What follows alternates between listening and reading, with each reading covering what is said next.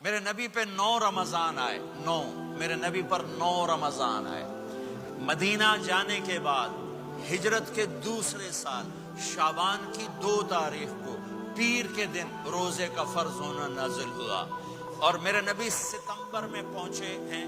مدینہ منورہ، اور رمضان یوں پیچھے جا رہا، ستمبر سے اگست میں آیا، اگست سے جولائی میں آیا ہے، اور جولائی سے جون میں آیا ہے، اور میرے نبی اللہ کے پاس چلے گئے۔ سارا رمضان میرے نبی نے گرمی کا گزارا، 9 رمضان سارے گرمی کے روزے، اور میرے نبی کی سحری ہوتی تھی 2 کھجور اور 1 گلاس پانی پر روزہ رکھتے تھے عام طور پر، کبھی کبھی کھانے کو بھی مل جاتا تھا، لیکن 2-3 کھجوریں اور 1 گلاس پانی۔